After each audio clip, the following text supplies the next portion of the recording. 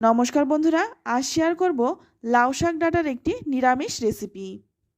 গরম গরম ভাতের সাথে এই রকম লাউ শাকের একটি রেসিপি থাকলে আর কিন্তু কোনো কিছুরই প্রয়োজন হবে না, শুধুমাত্র এটা দিয়েই খাওয়া হয়ে যাবে। আর রান্নাটা করতে কিন্তু খুব একটা তেল মশলা লাগে না, একদম সাদামাটা অথচ দারুণ স্বাদের এই রেসিপিটি আশা করছি আপনাদেরও ভীষণ ভালো লাগবে। আর গরমের দিনে এই রকম হালকা পাতলা ঝোল থাকলে কিন্তু খেতে বেশ ভালোই লাগে। তো রান্নাটা করার জন্য প্রথমে এখানে আমি নিয়েছি লাউ শাক। লাউ শাকগুলোকে ভালো করে কেটে ধুয়ে পরিষ্কার করে নিয়েছি। আর রান্নার সুবিধার জন্য এখানে কিন্তু আমি ডাঁটাগুলো আলাদাভাবে কেটে নিয়েছি। আর এই লাউ শাকের ডাঁটাগুলো খেতে কিন্তু অসম্ভব ভালো লাগে, আর খাওয়াও কিন্তু শরীরের পক্ষে ভীষণই উপকারী। এবার এটা পাশে রেখে দিয়ে অপরদিকে কড়াই গরম করে নিয়ে প্রথমে আমি একটা মশলা বানিয়ে নেব। এর জন্য নিয়ে নিচ্ছি কয়েকটা চিনেবাদাম। বাদামগুলো কাঁচা, তাই প্রথমেই কিন্তু গ্যাসের আঁচটা লো টু মিডিয়ামে রেখে বাদামগুলোকে 2 মিনিট ভেজে নেব, কারণ একসঙ্গে মশলাগুলো দিলে মশলাগুলো পুড়ে যাবে কিন্তু বাদামটা ভাজা হবে না। এবার এর মধ্যে দিয়ে দিলাম 1 চামচ পাঁচফোড়ন আর দিয়ে দিলাম 1 চামচ হলুদ সর্ষে। আমি এখানে হলুদ সর্ষে দিয়েছি, আপনারা চাইলে কিন্তু কালো সর্ষেটাও দিতে পারেন। তো মশলাটাকে একটু ভেজে নামিয়ে নিলাম। তো খেয়াল রাখবেন মশলাটা যাতে পুড়ে না যায়। তো বাদামটা যখন ঠান্ডা হবে তখন এই রকম হাত দিয়ে চাপ দিলেই কিন্তু খোসাটা বেরিয়ে আসবে। তো আমি এইভাবে কিন্তু সমস্ত খোসাটা ছাড়িয়ে নিচ্ছি। এবার অপরদিকে ওই গরম কড়াইয়ের মধ্যেই দিয়ে দিলাম 2 চামচ সর্ষের তেল। তেলটাকে বেশ ভালো করে একটু গরম করে নেব। তেলটা গরম হয়ে গেলেই এর মধ্যে দিয়ে দিচ্ছি 1 চামচ পাঁচফোড়ন আর দিয়ে দিচ্ছি 3টে শুকনো লঙ্কা। ফোড়নটা একটু ভেজে নেব। ফোড়নটা ভাজা হয়ে গেলেই এর মধ্যে দিয়ে দিচ্ছি আমি আগে থেকেই একটা আলুকে ছোট ছোট টুকরো করে কেটে নিয়েছিলাম। এবার এই আলুটাকে আমি একটু ভেজে নিচ্ছি। আলুটা ভাজতে ভাজতে এইদিকে দেখুন, এখানে আমি হাফ কাপ মটর ডাল 2 ঘন্টা আগে ভিজিয়ে রেখেছিলাম। আর এখন কিন্তু ডালটা খুব ভালোভাবে ভিজে গেছে। এবার জলটা ঝরিয়ে এটা একটু বেটে নেব, তবে একদম কিন্তু মিহি করে বাটবো না, একটু আধ ভাঙা করে বেটে নেব। এই কাজটা কিন্তু আমি শিলপাটাই করে নিচ্ছি, তবে আপনারা চাইলে মিক্সিতেও করে নিতে পারেন। সেক্ষেত্রে মিক্সিটা জাস্ট একবার একটু ঘুরিয়ে নেবেন, তাহলেই হবে। বেশি ঘোরালে আবার পেস্ট হয়ে যাবে, সেক্ষেত্রে কিন্তু রান্নাটা খেতে ততটা ভালো লাগবে না। তো দেখুন একদম ঝরঝরে করে বেটে নিয়েছি, এবার তুলে নিচ্ছি। বন্ধুরা, রেসিপিটি ভালো লাগলে লাইক কমেন্ট শেয়ার করবেন, আর নতুন বন্ধু হয়ে থাকলে চ্যানেলটিকে সাবস্ক্রাইব করে রাখার অনুরোধ রইল। ডালটা বেটে নিলাম। এবার অপর দিকে দেখুন আলুগুলোও কিন্তু আমার ভাজা হয়ে গেছে। একদম খুব একটা লাল করে ভাজবো না, হালকা করে ভেজে নিলাম। এবার দেখুন এখানে আমি একটা বেগুন আর একটা ঝিঙেকে ডুমো ডুমো করে কেটে নিয়েছিলাম, ঠিক যেমন আলু কেটেছিলাম।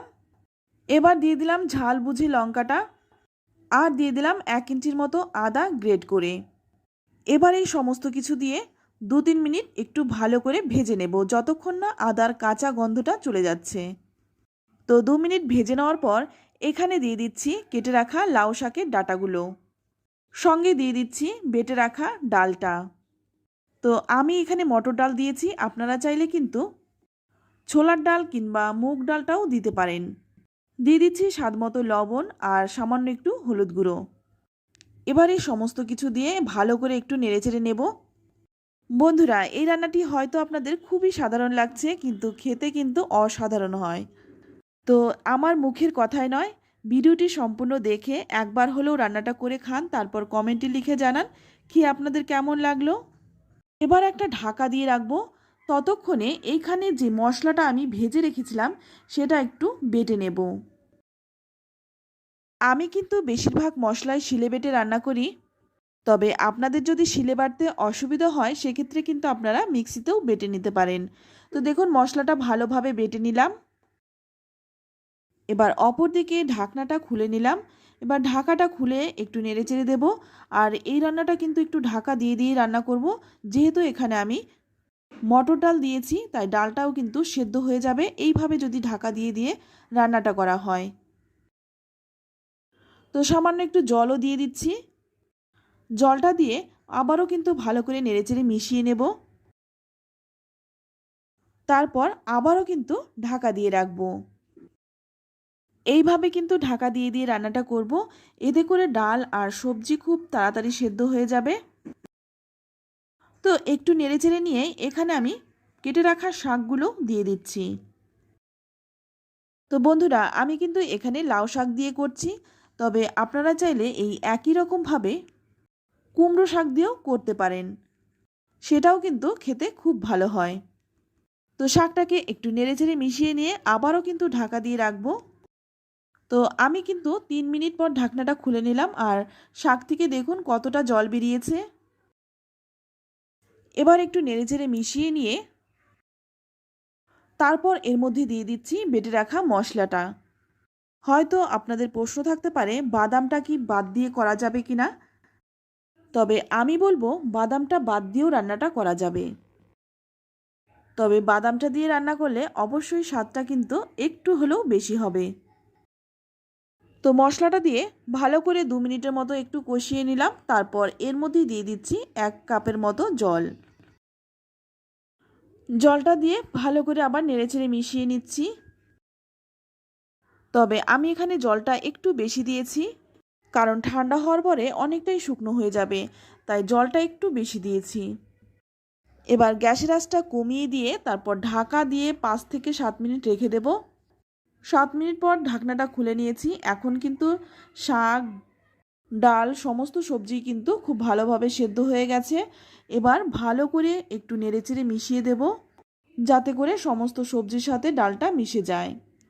তো আমার রান্নাটা প্রায় হয়েই এসেছে। এবার নামানোর আগে দিয়ে দিচ্ছি কিছুটা ধনেপাতা, আর দিয়ে দিচ্ছি সামান্য একটু চিনি।